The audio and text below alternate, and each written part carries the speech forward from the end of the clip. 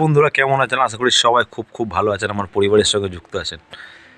তো আজকে আপনাদের একটা জিনিস দেখাবো, যারা কাজ নিয়ে ভয় খান, বিশেষ করে সিঁড়ি, বাড়ির যে সিঁড়ির পোর্শন আছে সে সিঁড়িকে নিয়ে ভয় খান। আপনারা প্রচুর ভয় পান যে সিঁড়ি কী হবে, সিঁড়ি ভুল হলো, সিঁড়ি হয়তো ভেঙে যাবে, কত লম্বা সিঁড়ি করলে টিকবে বেশি দিন, কত ইঞ্চি মোটা করলে সিঁড়ি টিকবে, একবারে সিঁড়ি করলে কি হবে, সিঁড়ি ভেঙে পড়ে যাবে না তো, কত রড দিলে সিঁড়ি থাকবে। এই নিয়ে সিঁড়ি নিয়ে যারা ভয় পান, মানে সিঁড়ির কাজে নিয়ে যারা প্রচুর পরিমাণে ভয় পান, আজকের ভিডিওটা তাদের জন্য। তো আপনাদের কাজটা দেখাবো, কাজটা আমি করে গেছিলাম, তো সেখানে আমি আবার কাজে এসেছি। তো আপনাদের সিঁড়িটা দেখাবো। আজকে প্রায় হয়ে গেল, কাজটা আমি করে গেছি প্রায় 2 বছর। তো সিঁড়িটা আপনারা দেখবেন যে আমার জীবনে, যদিও আমার জীবনে প্রথমে এরকম সিঁড়ি আমি করেছি, এইরকম সিঁড়ি আমি এখনও পর্যন্ত আর কোথাও করিনি। তো আপনাদের দেখাচ্ছি, আপনারা দেখুন।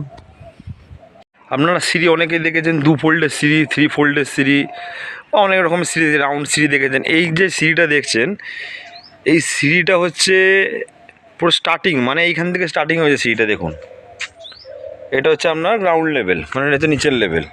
এই দেখুন সিঁড়িটা স্টার্ট হয়েছে, এটা হচ্ছে মাটির ফ্লোর লেভেল, এখান থেকে স্টার্ট হয়েছে।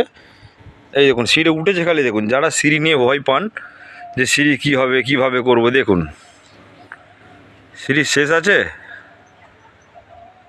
ওই দেখুন সিঁড়ি, মানে একদম টপ ফ্লোর, একদম যে 10.5 ফুটের ছাদ আছে সেখান থেকে ডাইরেক্ট এই সিঁড়িটাকে ফেলা আছে, একদম পুরো সিঁড়িটা এখানে ফেলা আছে, দেখুন।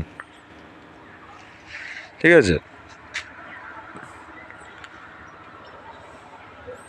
মানে কোনো রকম নিচে কোনো সাপোর্ট নেই, কিন্তু কোনো রকমের সাপোর্ট নেই, জাস্ট দেখুন কোনো রকমের সাপোর্ট নেই, একদম টপ ফ্লোর হয়েছে ওদের সিঁড়ি, একদম ছাদে বিম বার করা আছে, ওখান দিয়ে একটা ছাদ থেকে বিম ক্যান্টিলিভার মতো বার করে সিঁড়িটাকে দেয়ালের গা দিয়ে তোলা হয়েছে। এটা বাড়ি।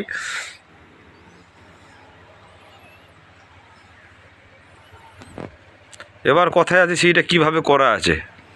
যে সিঁড়িটা দেখতে পাচ্ছেন পেছনে, এটা আমি প্রায় 2 বছর আগে কাজটা করে গেছি। তো এই সিঁড়িটা এত লং সিঁড়ি, পার্টি যখন করা হবে প্রচুর ভয় খাচ্ছিলো, কী হবে না হবে, সিঁড়ি ভেঙে পড়বে, কী হবে, মাঝে ঠেকন দিতে হবে সিঁড়ির, এই পোর্শনে মিডিল পোর্শনে সিঁড়ি সাপোর্ট তুলতে হবে।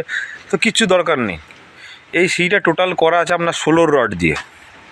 সিঁড়িটা টোটাল করা আছে 16 রড দিয়ে, সম্পূর্ণ মানে গ্রাউন্ড ফ্লোর থেকে শুরু করে একদম টপ লেভেল পর্যন্ত টোটালটা 16 রড দিয়ে করা আছে।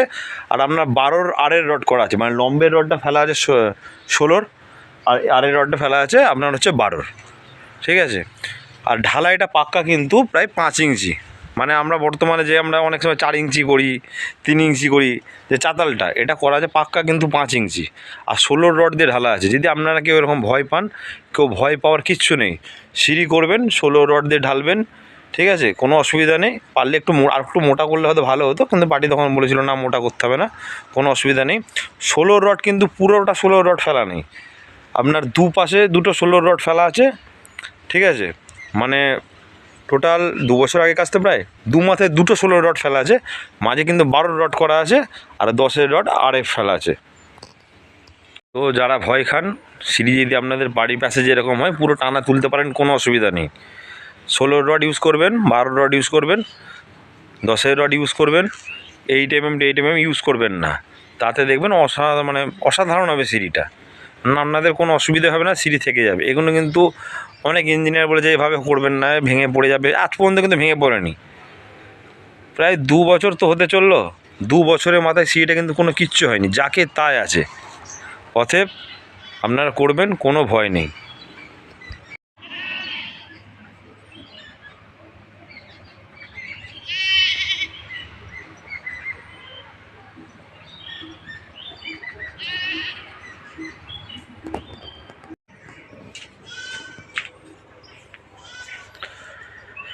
এটা ফ্রন্ট থেকে দেখাচ্ছে আপনাদের, দেখলে আরও বুঝতে পারবেন। দেখুন একদম কিন্তু টানা উঠেছে সিঁড়িটা।